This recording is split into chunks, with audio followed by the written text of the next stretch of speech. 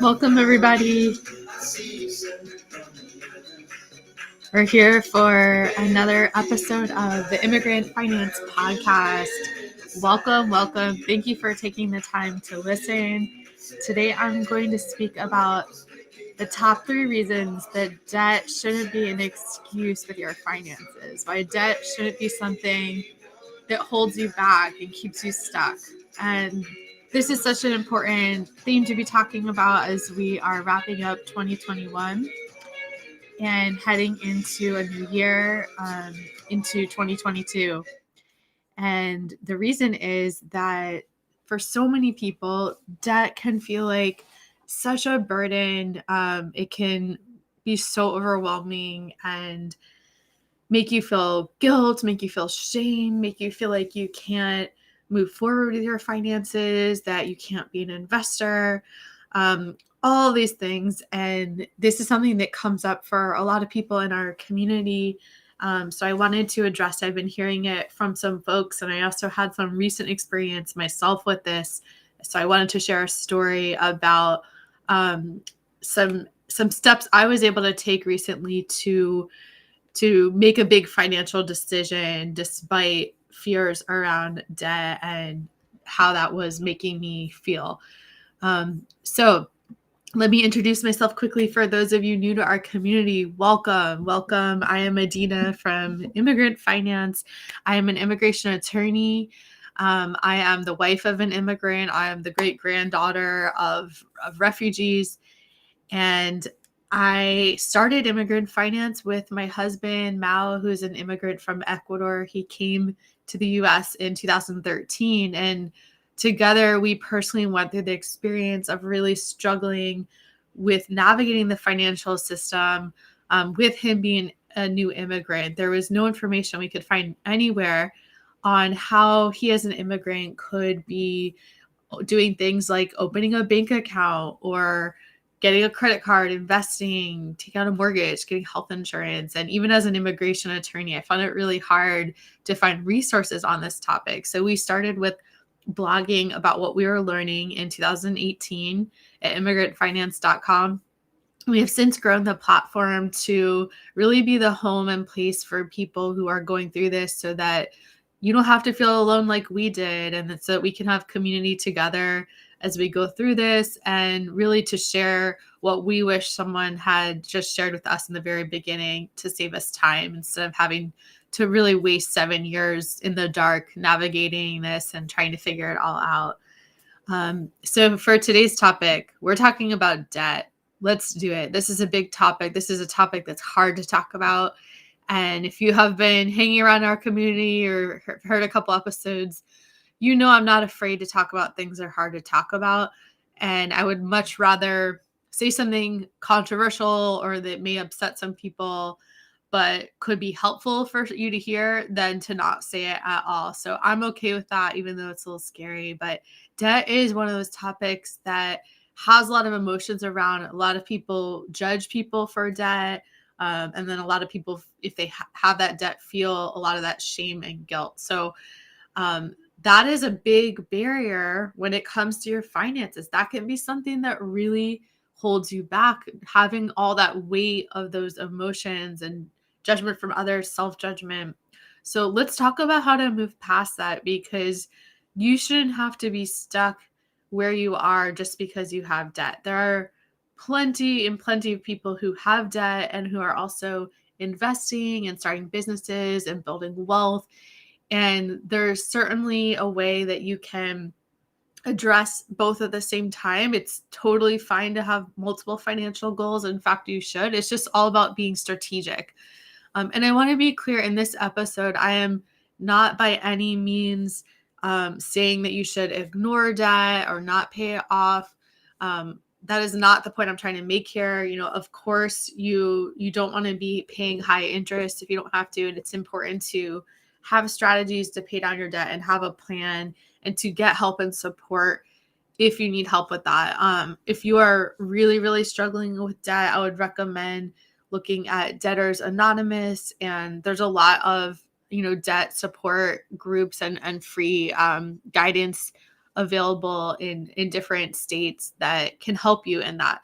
But let's talk about how to move forward as well, because we don't want debt to be something that disempowers us, that takes our power away and becomes an excuse to not move forward on things that you can take action with your finances. And like I was saying, a lot of you that I talk to, you'll will reach out and want to talk about how to becoming an investor and how to be building wealth. And then when it comes to actually taking action, many people will be like, but I have debt, so I feel like I have to pay that off before. And that always makes me really sad to hear, because when you're doing that, your debt is basically holding you back when it doesn't need to, and it's becoming a barrier when you can at the same time be paying off your debt and taking steps to get yourself out of that situation, because you're not going to build wealth by paying off debt. And this is a really big messaging problem I see in the finance community, where there's a lot of focus on budgeting and paying off debt and credit scores, and that's about it. And the problem is you don't build wealth through those things. Those things are very, very important for managing money, and you have to know how to manage money well in order to do the things that help you build wealth, right? Like, you can't just invest and not know how to manage money and ignore your debt. But it's only part of the story, right? You're like, just paying off the debt and budgeting is not going to move you forward in growing your net worth.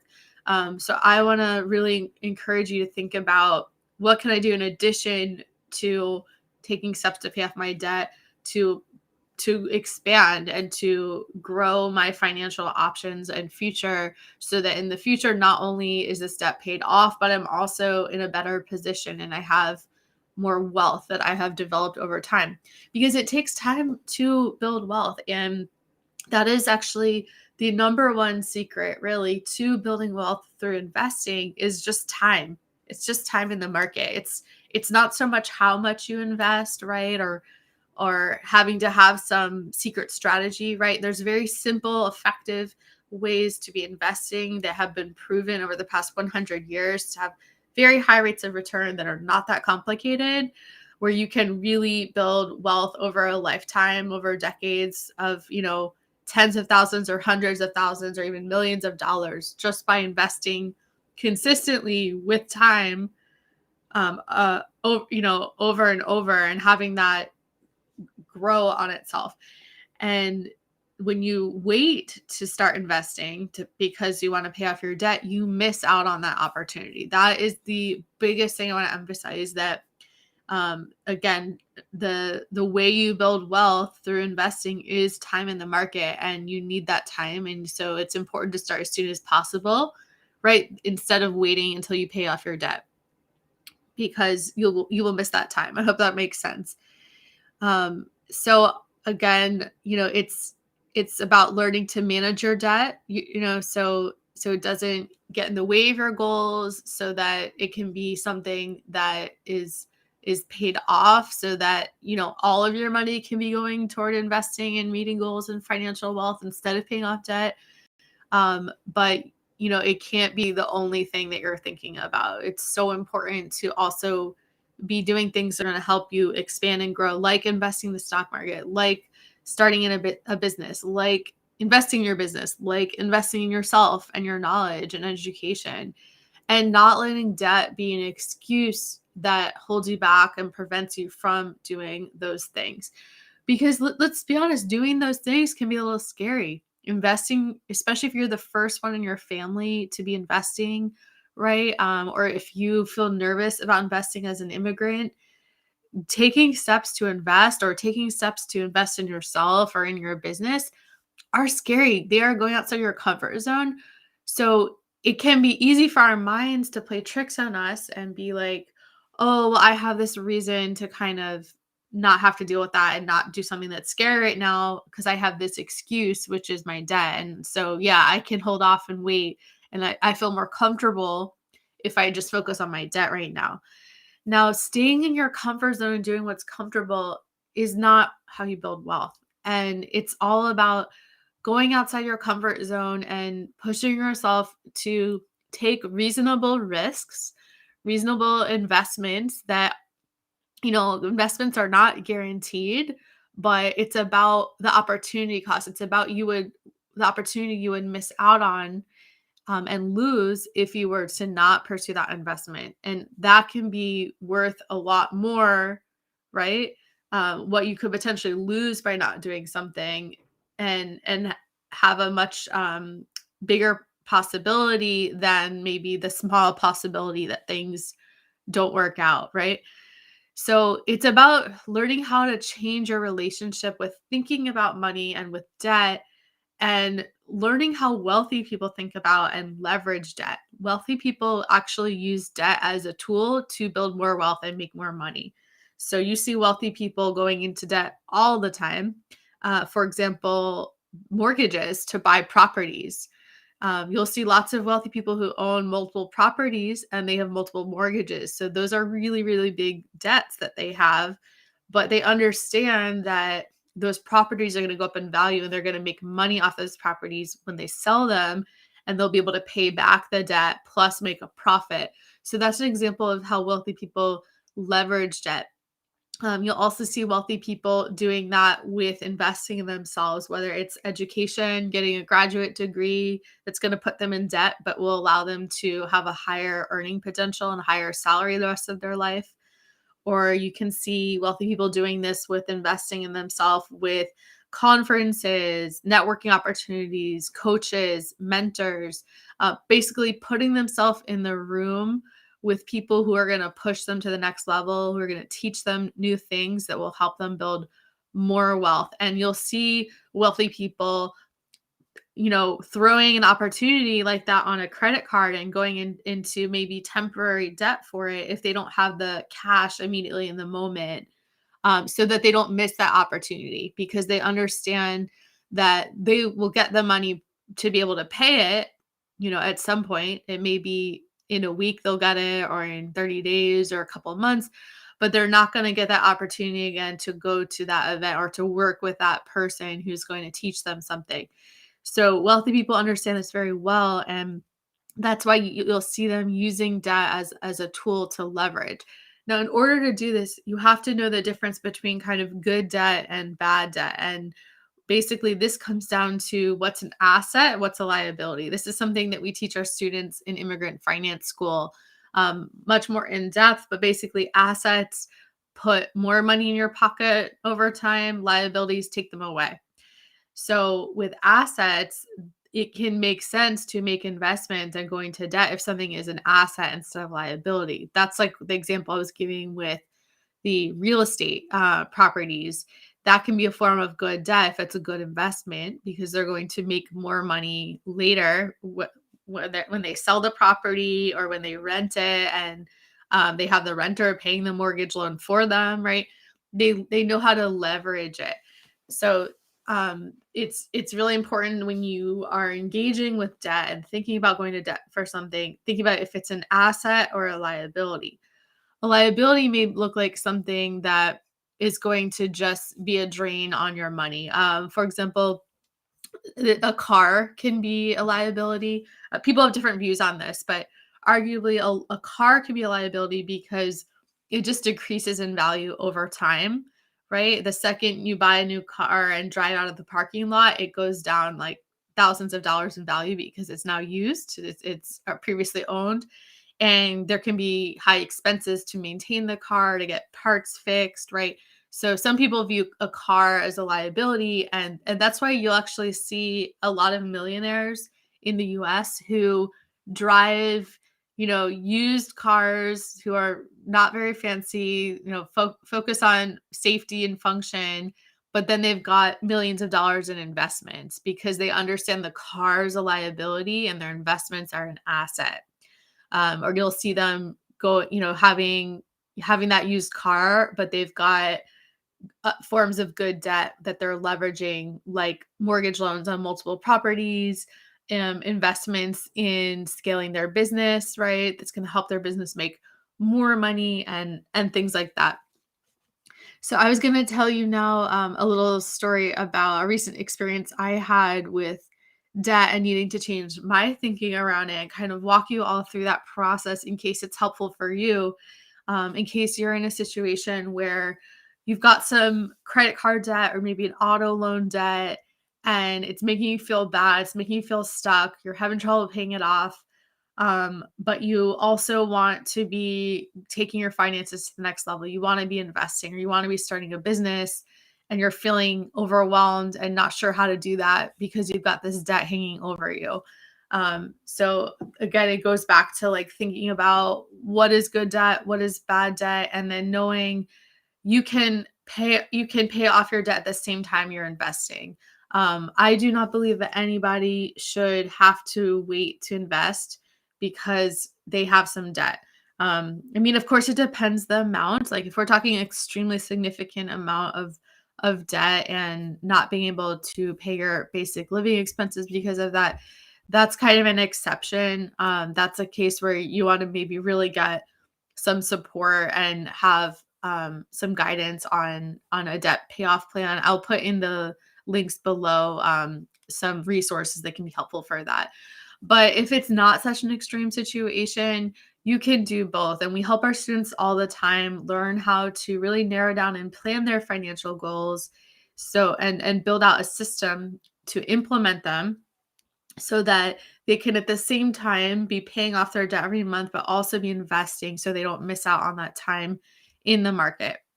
Okay, so on to my story now. So this is a story about how we recently bought our next home. We wanted to buy a larger home, and for several reasons. I talked about it on a recent episode. But basically, our daughter is now 2. She is like obsessed with dogs. She really, really loves dogs. So we really want to get her a dog in our current place. Doesn't have a backyard and is getting a bit small for us. We've got her toys all over the living room, which is like the main room in the house, the first thing you see when you walk in. And just little things, we want to be expanding our family. We don't really have room to do that right now. I am dying to have an office or a room I can work that has a window. I've been working in a room that has no windows and no light, and I'm just dying to have some light.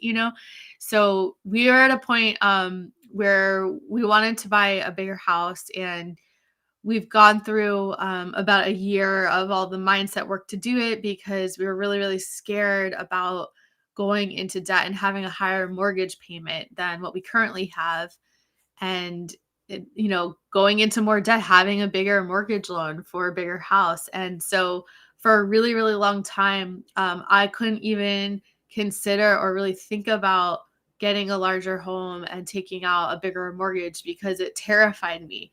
And we grow up with this story and are told a lot in society that debt is a bad thing and that it's like shameful and all of that. And so I was working through that because these forms of conditioning we have from society, things we grow up hearing from our family members, from our friends, from our communities, they get really imprinted on us subconsciously. And that was really controlling my thoughts about this thing. We desired this bigger house. We desired to expand as a family. We desired kind of our next stage, but the debt was completely holding us back. The fear around going into more debt, what would happen to if for some reason we couldn't sell our current home and then we had 2 mortgages, right? Just like a lot of fear. And when you get in that place, it can sometimes start to become irrational and so overwhelming. I know for so long, I couldn't even think clearly about it for months and months because my brain just went to total fear mode and the guilt and the shame about the potential debt. And so I had to go through a process for many months to navigate that and eventually like actually look at the numbers and figure out how much the loan would be for, start talking to mortgage lenders, right?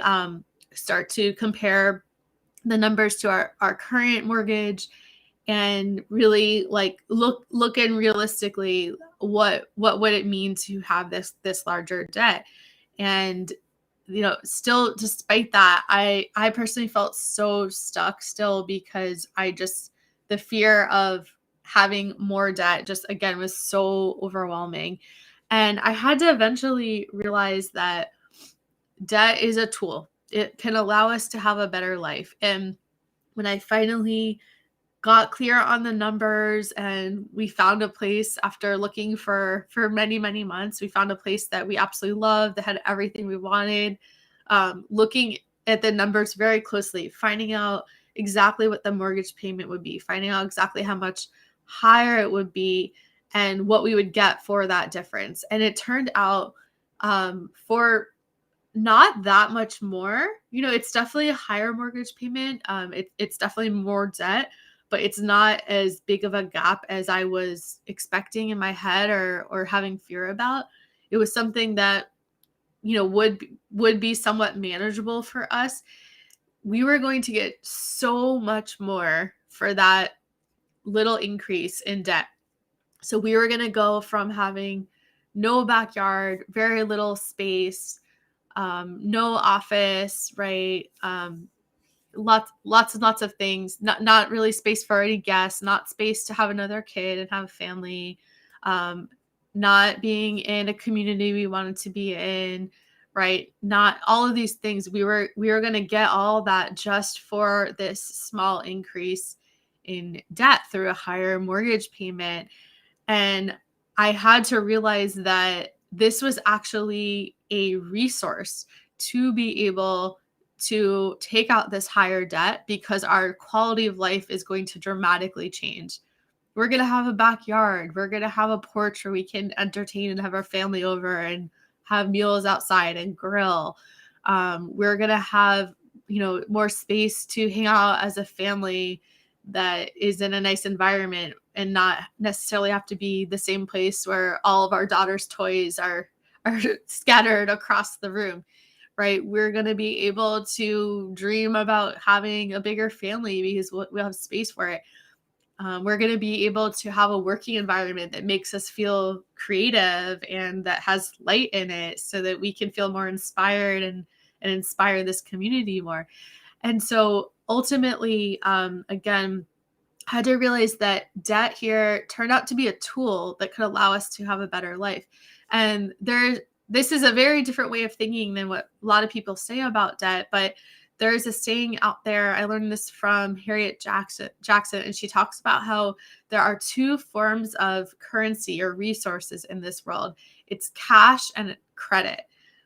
Cash and credit are in some ways of equal value. They're different forms of money and resources. And sometimes when used smartly, right, in a good form of debt, that's going to be an asset, right? Because this house is also going to grow in value and allow us to, if we ever need to sell it, increase our wealth, because it's a bigger house that will sell for more, right? So it's this debt we're going to is a form of good debt, because it's real estate, and we're picking a smart area that's going to be going increase in value, right? There's some new technology centers nearby, so it's very likely that this area is going to go up significantly in price to buy property there, right? So using this mortgage loan, using this credit, this form of good debt, is giving us all of those things that we didn't have the cash for to pay 100% in cash. And there's nothing wrong with that. This is why I want to explain how debt can be sometimes a good thing and can help you build wealth and help you get to the next level. And sometimes you have to rethink your relationship with debt and not let it be an excuse that holds you back from building wealth. And instead be something that you learn how to leverage and take action so that you don't stay stuck. Because we could have easily just stayed in the mindset of, that's scary to have more debt and, have all this fear around it, and just think, oh, debt is always a bad thing, and use that as an excuse to not buy a bigger property, to not go be in an environment that's better for our family, that helps us go to the next level, right? So we had to really rethink that so we didn't stay stuck. And this is really what I want to encourage, all of you to think about too in your life. Is there a way that sometimes debt can be a tool to leverage that's going to help you get to the next level when you don't have the cash to do it? And how that may not necessarily be a bad thing if it's for assets, if it's for good forms of debt. For example, I have done this also with getting coaching support. I work with several coaches, and I recently reinvested to continue working with one of my coaches for another 2 years. And she's very, very good. And so she's very, very expensive. And no, we did not have the cash to pay all up front, but we have a business credit card that has 0% interest for the next year. So we can leverage that as a tool to continue investing with her and investing in ourselves and not have to pay any interest, right? So it's basically like a free loan when you have something like that that's free interest. So just think about what resources are available to you, what opportunities like that. You may have a family member who really loves and supports you and is willing to give you a loan without interest to allow you to have an opportunity. And just be creative and see what is available out there for you so that you don't have to stay stuck and let debt be something that holds you back and be an excuse. Because there are so many stories that we have, and that I certainly was experiencing with this story, an example about buying a larger house. There's so many stories that going into debt is a bad thing, that we should feel ashamed, that we should not do it, right? All of that came up for me, and it comes up, I know, for so many of you when you think about going to your next level, when you think about investing, when you think about starting a business, right? And so you don't want to let those stories keep you stuck and hold you back. And you have to learn that there are other ways of thinking and changing your relationship with debt that are along the lines of how wealthy people think about and relate to debt. And so that's ultimately what my experience was with this story with the house was I learned that this form of debt through this mortgage loan is just another tool in the toolbox that we can use and we can leverage in our financial planning to have a better life that we want and to be building wealth over time as well. Because as we pay off that mortgage over time, and as time goes on, the value of the house is also going to go up. And one day we'll sell it and we will make all that money back and more. So it's an investment, right? And ultimately, I had to decide to take action and not let the debt be the excuse to not build the life that we want. So this is so, so important to think about because it's very empowering when you start to change your relationship with debt and start thinking about what is good debt versus bad debt. What's going to help me get to the next level? What resources do I have available? What can I leverage to get where I want to go? This is how you can be developing a very strategic financial plan that can allow you to make good decisions that are investments, that are using tools, and that can be reasonable risks in order to, go outside your comfort zone and have the opportunity to have more. So I want to talk now about 3 kind of takeaways from this story, and to think about when it comes to not letting debt be an excuse that holds you back with your finances. So the first one is thinking about how it's not your fault if you have debt. There's no need for you to feel shame or guilty, or guilt, though I understand if you do. It's completely valid and understandable. I know in periods where I've had some maybe bad debt, maybe some credit card debt I wish I didn't have.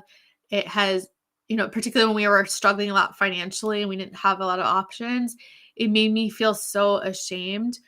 But it's not your fault, right? Like, we don't learn this in school. We don't learn in society how to understand the difference between good and bad debt. We're not really taught how to manage credit cards responsibly. This is something that, you just have to learn over time, and it's not your fault that you didn't learn it before. So don't be so hard on yourself.